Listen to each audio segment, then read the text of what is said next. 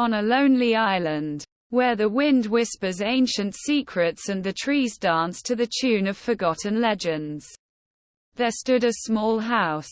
It was nothing special, just a simple abode for an ordinary boy and his pet wolf.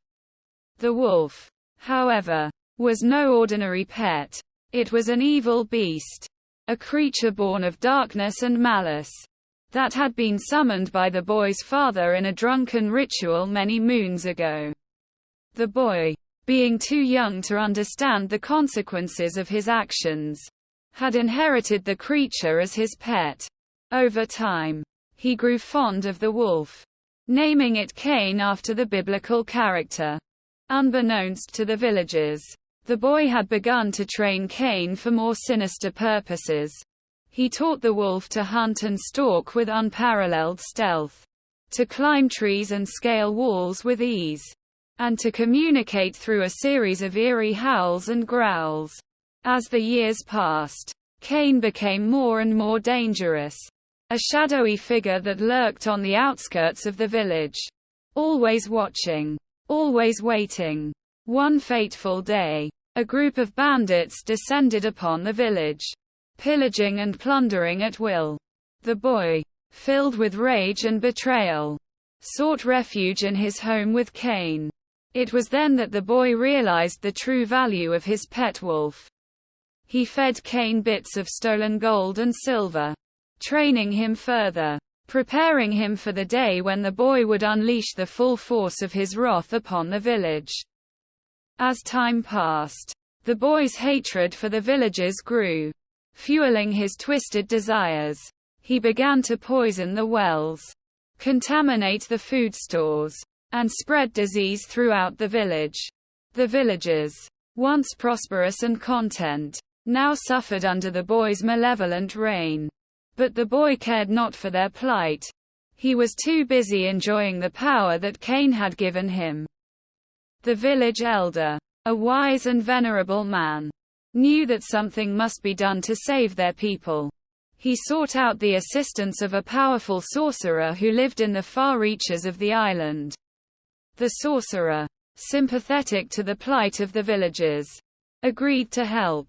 Together, they crafted a magical amulet imbued with the power to banish evil and restore balance to the world. As the boy and Cain stalked through the village one night, the elder and the sorcerer sprang into action. The sorcerer placed the amulet around Cain's neck, channeling its power through the wolf and into the boy. In an instant, the boy was struck by a wave of guilt and remorse. Realizing the true cost of his actions, the evil that had once consumed him began to fade, replaced by a newfound sense of responsibility and empathy. The boy collapsed to his knees, weeping uncontrollably as he apologized to the village. Cain, now free from the boy's twisted influence, stood beside him, head bowed in shame. The villagers, who had once feared the wolf, now saw him as a symbol of hope and redemption. They gathered around the boy and Cain, offering their support and forgiveness. Over the course of the next few weeks, the boy worked tirelessly to undo the damage he had caused. He restored the villagers' wells, purified the food stores, and spread the word of the sorcerer's healing magic.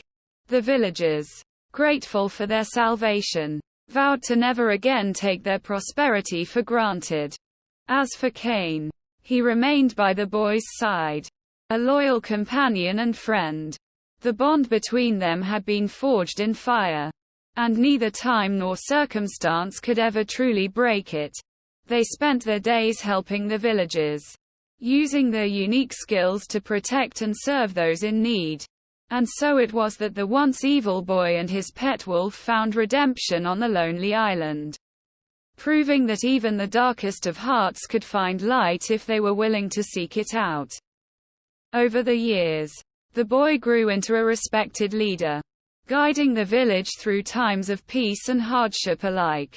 He never forgot the lessons he had learned from Cain, and he made sure that the wolf's legacy lived on. He taught the younger generations about the importance of loyalty, courage, and the power of forgiveness. As the boy and Cain aged, they knew that their time together was drawing to a close.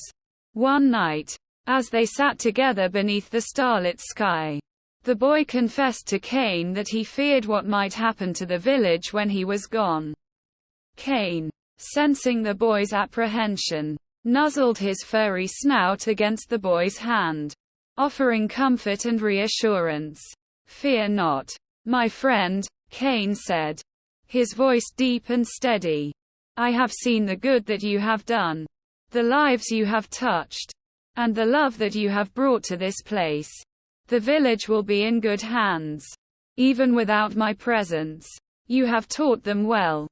And so it was that the boy and Cain spent their final days in peace, surrounded by the love and respect of those they had sworn to protect.